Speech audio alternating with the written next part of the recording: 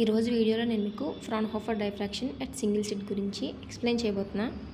So దీనికోసం అని చెప్పేసి మనం ఒక ప్లేన్ వేవ్ ఫ్రంట్ని తీసుకుంటాం.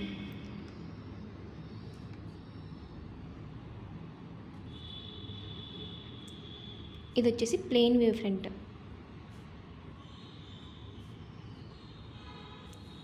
దీని పేరు వచ్చేసి డబ్ల్యూ డాష్. ఏంటిది? Plane wave front. ఇక్కడ మనం ప్లేన్ వేవ్ ఫ్రంట్ కింద మోనోక్రోమాటిక్ లైట్ని తీసుకుంటాం.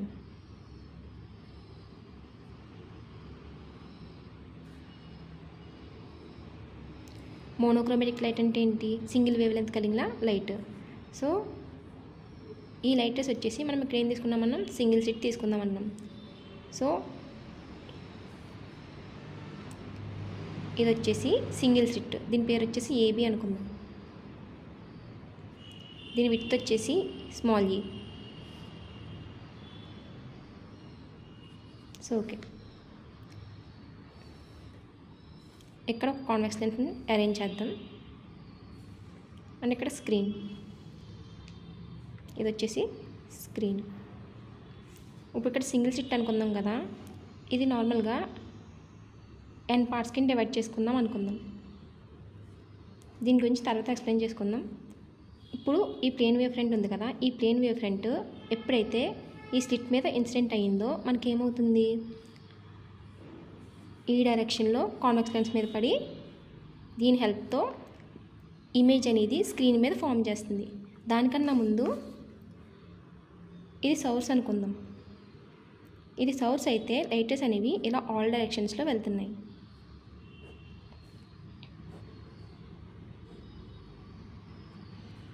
సో లైట్ అనేది మనకి ఎలా వెళ్తాయి?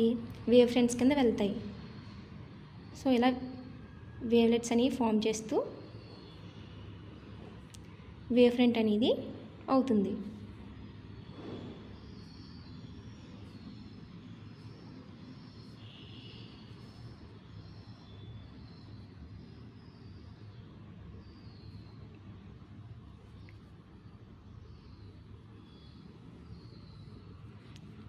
సో ఇది ఉంది కదా, ఈ పార్ట్ని మనం ఏమంటామంటే ప్రైమరీ వేవ్లెట్ అంటాం. Primary wavelets. ఇక్కడ ఏంటంటే ఈ మొత్తం ఈ ప్రైమరీ వేవ్లెట్స్ అన్నీ కలిపితే మనకు అక్కడ ప్రైమరీ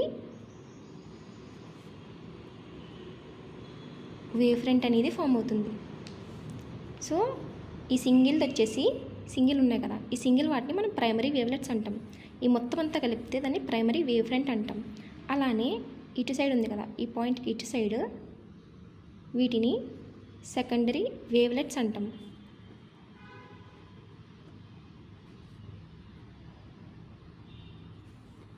ఇది మొత్తం కలిపితే సెకండరీ వేవ్ ఫ్రంట్.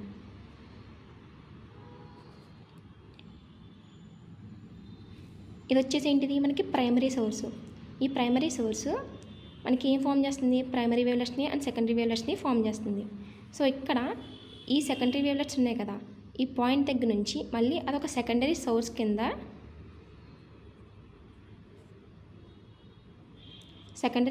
కింద ఫామ్ అయ్యి మళ్ళీ అక్కడ ఏమవుతుంది? వేవ్లెట్స్ అని దాన్ని మళ్ళీ ఎమిట్ చేస్తుంది అన్నమాట. సో ఇప్పుడు ఈ ప్రైమరీ వేవ్ ఫ్రంట్ ఉంది కదా, ప్లేన్ వేవ్ ఫ్రంట్.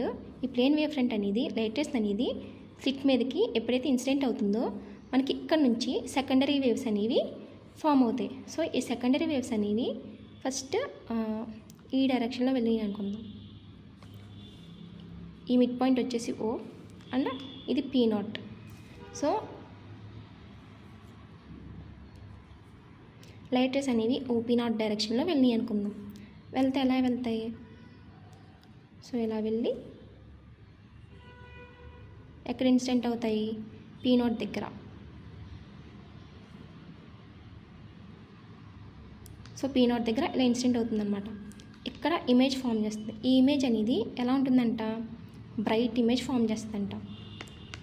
సో దీన్నే మనం ఏమంటాం అంటే ప్రిన్సిపల్ మ్యాక్సిమం అంటాం.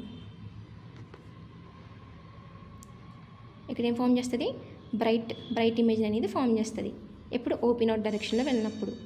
ఇప్పుడు మనం ఈ నార్మల్ రేస్ అంటే ఓపీ నాట్ డైరెక్షన్లో వెళ్ళిన రేస్కి సమ్ టీటాని యాంగిల్ చేస్తూ ఇలా టీటాని యాంగిల్ చేస్తూ P1 దగ్గర ఇమేజ్ అనేది ఫామ్ చేస్తుంది అనుకుందాం. సో టీటా ఓ P1 ఈ డైరెక్షన్లో వెళ్ళిన రేస్ టీటాని యాంగిల్ చేస్తూ వెళ్ళినాయి. సో ఎలా వెళ్తాయి, సో ఇలా వెళ్ళి లెన్స్ మీద ఇన్సిడెంట్ అయ్యి సో P1 దగ్గర ఇమేజ్ అనేది ఫామ్ చేస్తాయి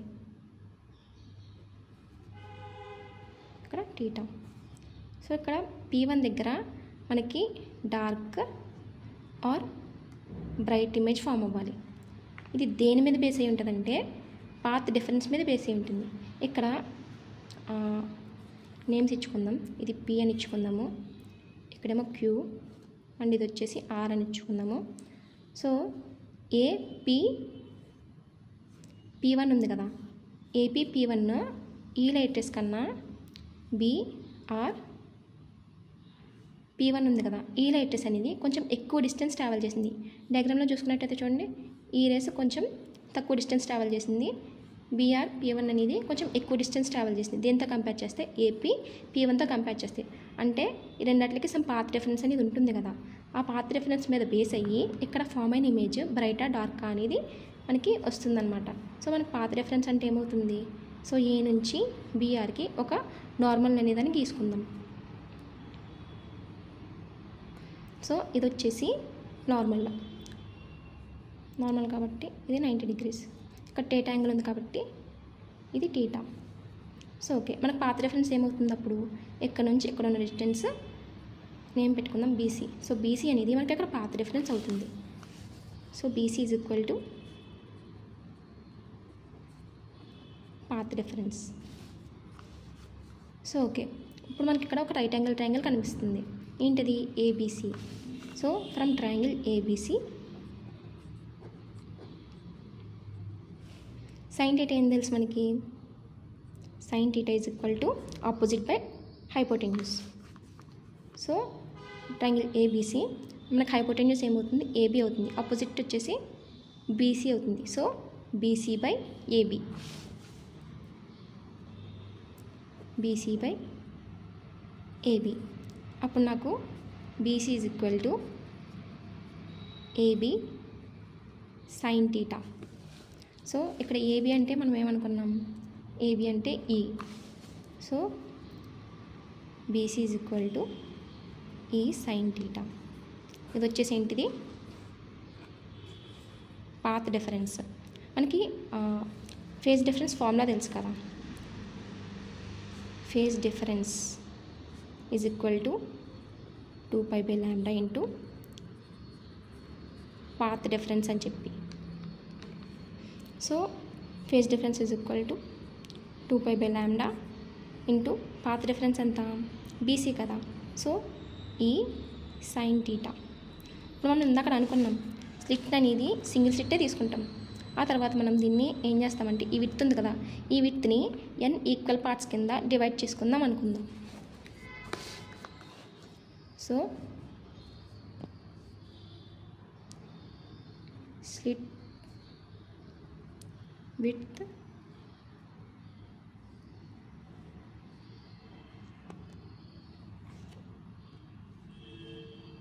E divided into n equal parts కింద డివైడ్ చేస్తే మనకప్పుడు ఈ ఫేజ్ డిఫరెన్స్ ఏమవుతుంది, సింపుల్గా 1/nతో బోత్ సైడ్స్ ఇంటూ చేస్తామన్నమాట. అంటే 1/n into phase difference is equal to 1/n into 2π/λ ఈ సైన్ టీటా. సో 2π/λ ఈ సైన్ టీటా. సో నేను ఈ ఈక్వేషన్ని D అనుకుందాం, D అనుకుంటే మనకి from vector addition method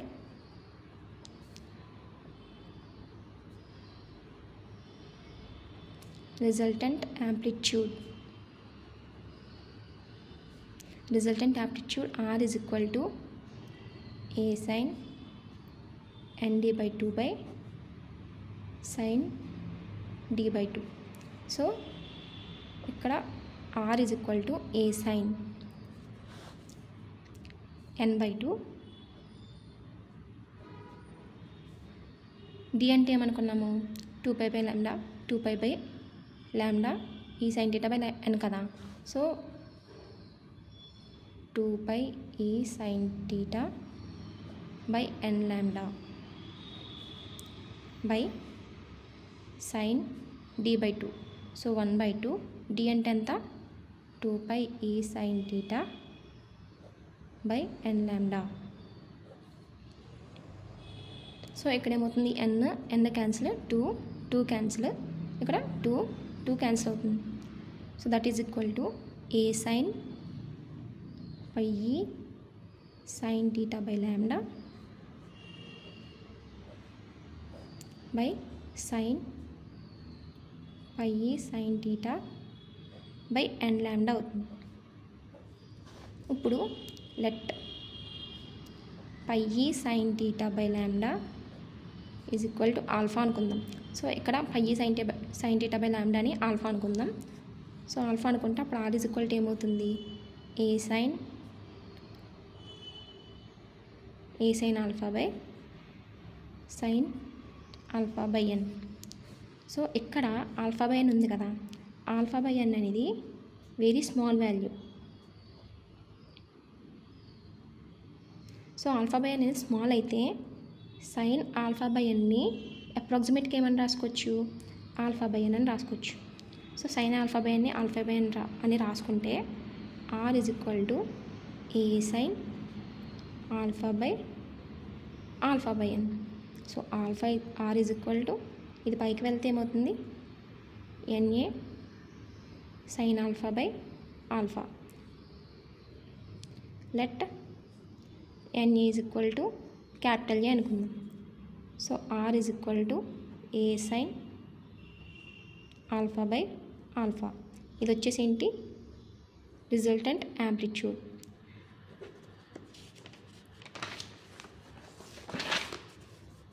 so మనకి ఏం తెలుసు ఇంటెన్సిటీకి అండ్ యాంప్లిట్యూడ్కి ఉన్న రిలేషన్ ఏంటి ఇంటెన్సిటీ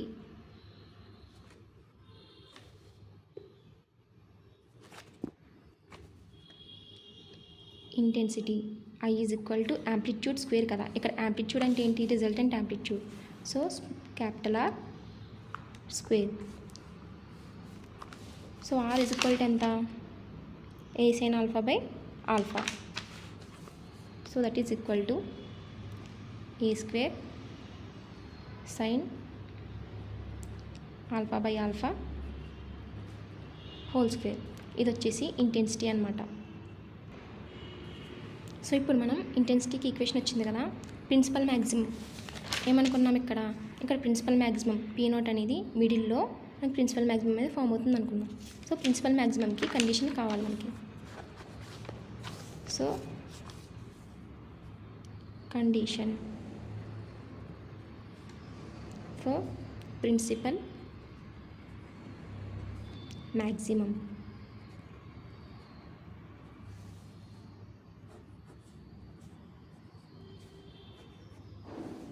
సో ఇక్కడ ఆర్ ఈజ్ ఈక్వల్ టు ఎంత మనకి A sine alpha by alpha. Sine ఆల్ఫాని ఎక్స్పాండ్ చేస్తే A by alpha into alpha minus alpha cube by 3 factorial plus alpha power 5 by 5 factorial minus alpha power 7 by 7 factorial and so on.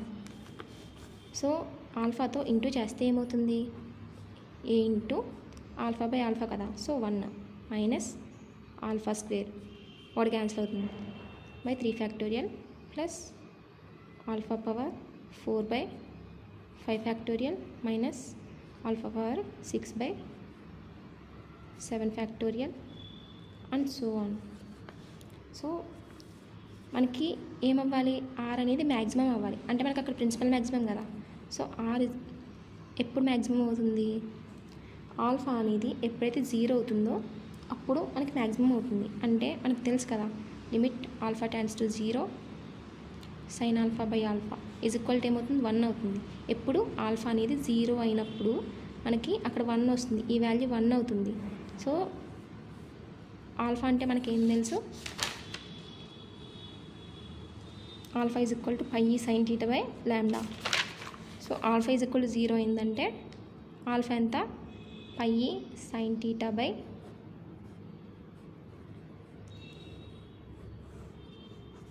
Sign theta by lambda కదా. So that is equal to 0.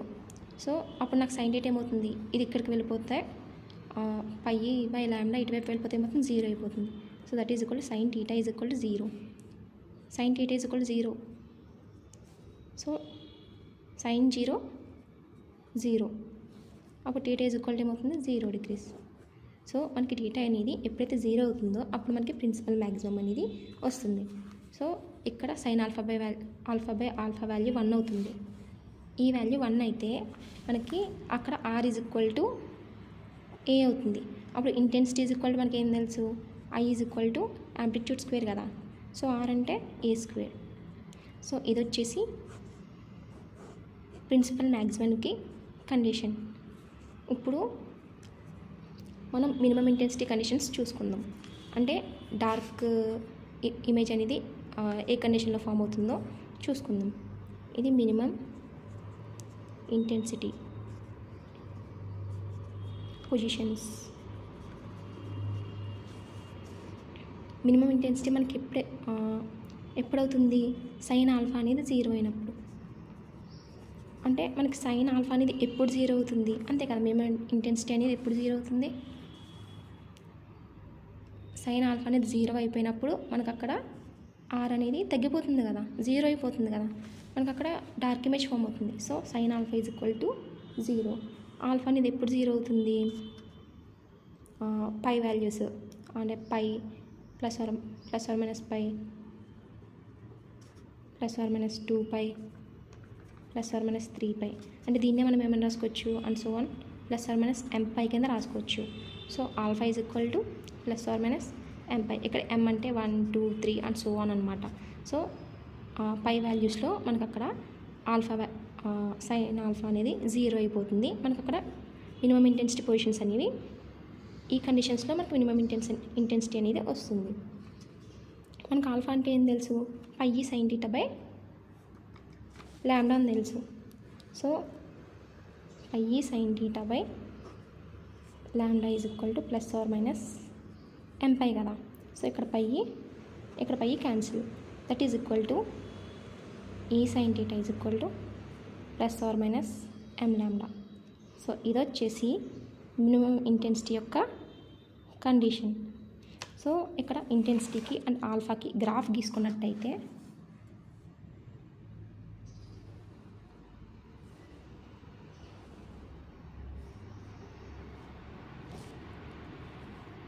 So ఇది వచ్చేసి intensity y axis మీద and alpha వచ్చేసి x axis మీద తీసుకుంటే మనకి మిడిల్లో ఏం ఫామ్ అవుతుంది, 0 దగ్గర ప్రిన్సిపల్ మ్యాక్సిమం అనేది ఫామ్ అవుతుంది. సో ఇలా ప్రిన్సిపల్ మ్యాక్సిమం అనేది ఫామ్ అవుతుంది. ఆ తర్వాత సెకండరీ మ్యాక్సిమమ్స్.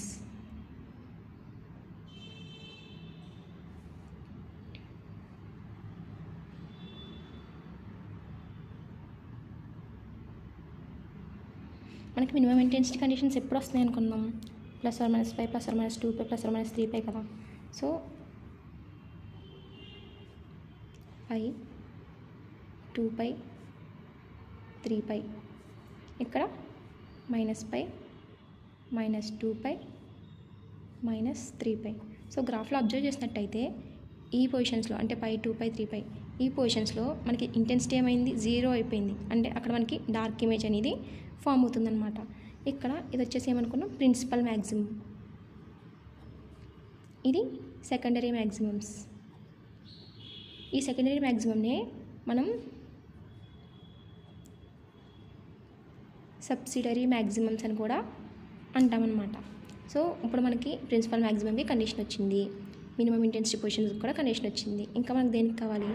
సెకండరీ దానికి మనకి కండిషన్ కావాలి. So secondary maximum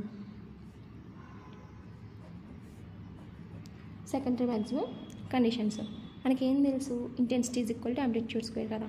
I is equal to ఏం తెలుసు? A square sines alpha by alpha whole square కదా. సో దీన్ని ఏం చేస్తున్నానంటే డిఫరెన్షియేషన్ చేస్తున్నాను విత్ రెస్పెక్ట్ టు ఆల్ఫా చేస్తే ఇక్కడ ఏ స్క్వేర్ అనేది కాన్స్టెంట్. సో ఏ స్క్వేర్ ఇక్కడ మనకి దీన్ని డిఫరెన్షియేషన్ చేస్తే ఎంత? ఎక్స్ స్క్వేర్కి డిఫరెన్షియేషన్ చేస్తే ఎంత? 2x ఇంటూ dx కదా. సో ఇక్కడ x is equal to sine alpha by alpha. So 2 into sine alpha by alpha మళ్ళీ దేనికి డిఫరెన్షియేషన్ చేయాలి? సైన్ ఆల్ఫా బై ఆల్ఫాతో మళ్ళీ డిఫరెన్షియేషన్ చేయాలన్నమాట. ఇక్కడ చూసుకుంటే ఇది ఎక్స్ స్క్వేర్ కదా. సో ఎక్స్ ప్లస్ ఏముంది? Sine alpha by alpha. So 2 into x value x ఏమనుకున్నాం? Sine alpha by alpha d by d alpha into x కదా. మళ్ళీ ఎక్స్ అంటే ఇక్కడ మళ్ళీ ఏంటి? Sine alpha by alpha. So A square is equal to 2 sine alpha by alpha. ఇది ఏ ఫామ్లో ఉంది? యూ బై వి ఫార్ములాలో ఉంది కదా. యూ బై వి ఫార్ములా ఏంటి? D u v minus u d v by v square కదా. యూ బై వి ఫామ్లో ఉన్నదానికి డిఫరెన్షియేషన్ చేస్తే ఎంత? D u into v minus u d v by v square. So ఇక్కడ యూ ఈజ్ ఈక్వల్ టు ఎంత? Sine alpha. V is equal to ఎంత? Alpha. So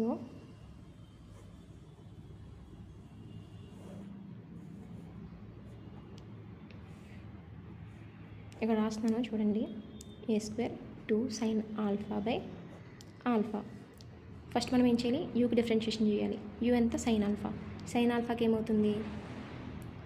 cos alpha. V అలానే ఉంటుంది కదా. వి అంటే alpha. So alpha cos alpha minus u అలానే రాసుకుంటాం. U అంటే ఎంత? Sine alpha. వీకి డిఫరెన్షియేషన్ చేస్తే d alpha by d alpha ఏమవుతుంది? 1 అయిపోతుంది. So 1 into sine alpha by v square. V square అంటే ఆల్ఫా స్క్వేర్.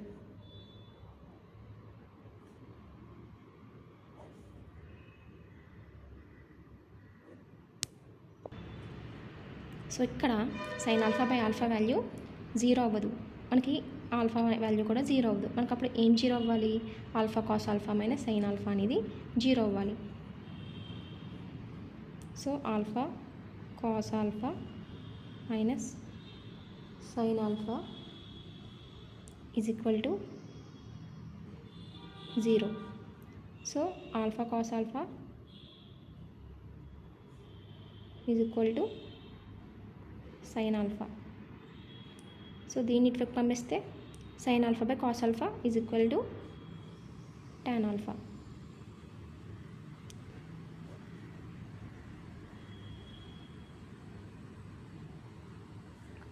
సో ఇది వచ్చేసి సెకండరీ మ్యాక్సిమం యొక్క కండిషన్ అనమాట. సో మనకి ఎప్పుడు మనకి సెకండరీ మ్యాక్సిమం పొజిషన్స్ అంటే alpha is equal to 0 already మనకి మ్యాక్సిమం వచ్చేసింది కాబట్టి దాన్ని కన్సిడర్ చేసుకోము. ప్రిన్సిపల్ మ్యాక్సిమం లెక్కనే వస్తుంది. అయినా రాసుకుంటున్నా, ఎందుకో చెప్తాను. +or - 3π/2 +or - 5π/2 and so on. So ఇక్కడ ఇంటెన్సిటీ ఈ గ్రాఫ్ని అబ్జర్వ్ చేసుకున్నట్టయితే మనం alpha is equal to tan alpha కదా.